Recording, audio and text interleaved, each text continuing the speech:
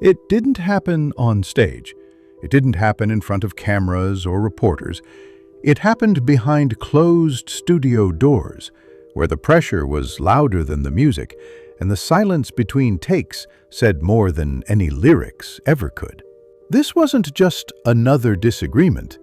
This was the session that exposed everything broken beneath the Beatles' image. The talent, the ego, the exhaustion, the resentment, all of it spilled out in one room, one song, and one decision that would never be undone. And it began with Paul McCartney. By 1968, Paul wasn't just a songwriter. He was the band's unofficial director. His obsession with perfection started small, correcting chords, suggesting harmony tweaks. But by the time the White Album was underway, it had become suffocating. Every track had to match his vision, and anything short of that wasn't just wrong, it was unacceptable. That control pushed the others to the edge. George Harrison, tired of being dismissed, came into the studio with a growing fire. His songs weren't filler anymore. They were real, complex, mature. But still, every suggestion he made was treated like a distraction. He was constantly told to change this, drop that, wait his turn. Eventually, he stopped asking. John Lennon was already gone, in spirit if not in body. He showed up late. He barely contributed unless it was his track, and when he did, it was with a sharp tongue and a colder tone. He saw the band as a burden, something dragging him away from a new life, a new identity. To him, the Beatles were no longer necessary. They were in the way. The session that broke them wasn't even supposed to be dramatic. It started with a simple track led by Paul, but simple didn't mean fast. Take after take, hour after hour, McCartney pushed the band through the motions. Not because it wasn't good, but because it wasn't perfect. He wanted control. He wanted submission.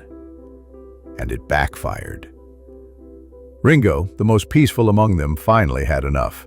After one particularly tense moment, Paul re-recording drum parts behind his back, Ringo stood up, left the sticks on the snare, and walked out. No speech, no fight, just silence. He didn't return the next day, or the one after that. The Beatles, for a brief moment, had no drummer. They tried to carry on. Paul played the drums himself. The rhythm was fine, but the atmosphere was poisoned. The energy in the room had shifted. Everyone was playing for themselves. The teamwork that defined their early years was gone. George, sensing the collapse, made a move. He brought in Eric Clapton, without asking. It was bold, it was personal, and it sent a clear message. If this band won't take me seriously, I'll find someone who will. Clapton's solo didn't just make the track better, it reminded the others that George wasn't a background player anymore. Paul hated losing control. John couldn't be bothered to care, and the gap between them widened. Yoko Ono's constant presence in the studio added another layer of tension. She wasn't just observing, she was part of Lennon's process now. And while that wasn't new, it had become unbearable.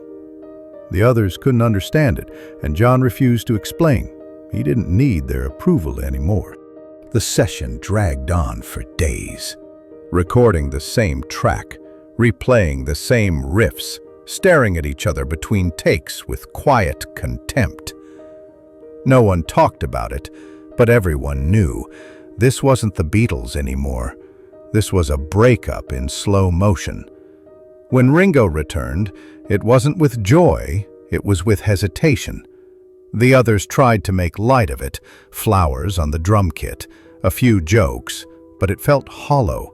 The warmth was missing. The trust was broken. During the next weeks, arguments turned more personal. John called one of Paul's songs music for grandmothers. Paul mocked Lennon's experimental work as unlistenable. George stopped hiding his disdain and openly challenged Paul's instructions.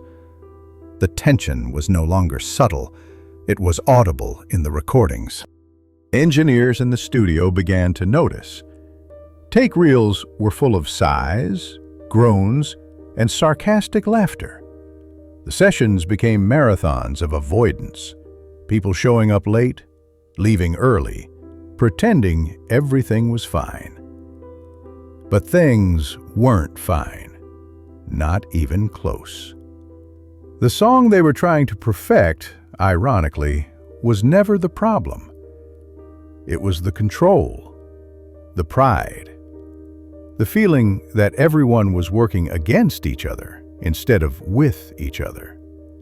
That session became a symbol of everything that had rotted under the surface. By the end of the White Album sessions, the Beatles were no longer four friends making music. They were four men locked in a creative prison, each of them staring at the walls, trying to find the door out. The recording room, once filled with laughter and genius, had turned into a courtroom. Every note was a negotiation. Every harmony was a compromise. And every silence was louder than any chorus. George began stockpiling unreleased songs. Ringo kept his head down. John drifted further away, and Paul, despite his effort to keep things afloat, was now surrounded by resentment. Years later, when fans asked, when did the Beatles really break up? Most of them said 1970. But the truth is, it happened long before the headlines.